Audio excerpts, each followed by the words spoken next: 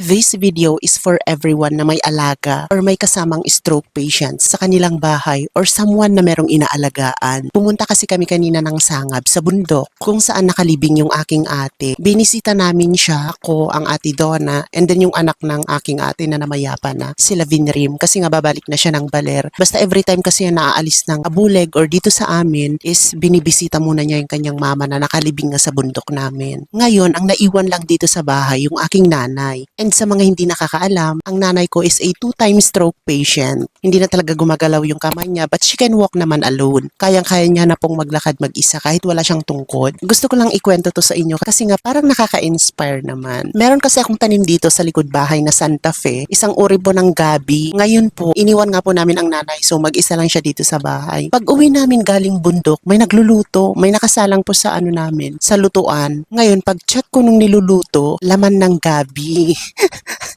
Ngayon, ang inay nag-effort. Kinuha niya yung laman ng gabi dito sa likod bahay. Niluto kasi nga nagkikrave daw po siya ng gabi. Yung laman po niya, yung parang pinakang kamote niya. Actually, nung nakarang araw pa niya sinasabi sa akin, siguro she is craving for kamote nga. Tapos ngayon, parang nakakalimutan ko kasing kunin para ilaga ba. Diyan nga kamote nga ilungta, ganun ang peg. So, kinuha ng nanay yung niluluto niya. Buti na lang po at sa uling talaga siya nagluluto. Diyos ko Lord, ewan ko na lang kung sa burner talaga, kung sa gas.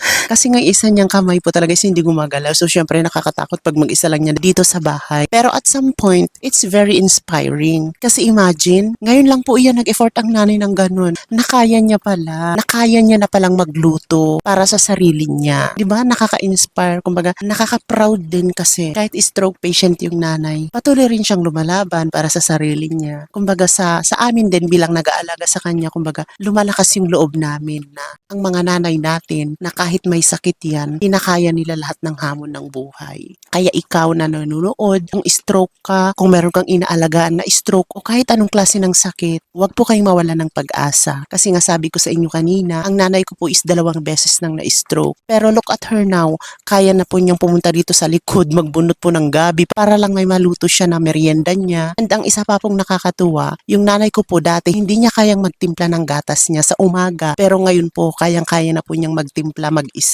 So, yun lang naman ang kwento ko sa inyo. Gusto ko lang din ibahagi sa inyo yung inspiring na kwento ng aking nanay. Oo, minsan nakakapagod, minsan napapagalitan ko sila, pero I'm still here. I'm trying my best para ipakita ko yung pagmamahal ko sa kanila. Diba, yun lang naman ang aking talak for today's video. Huwag niyo nang pansinin to ang aking filming area, okay? Doon sana ako sa loob mag-film but since tulog po silang lahat, dito na lang ako para hindi ako makadistorbo. So, yun lang muna. Thank you so much for watching. Bye!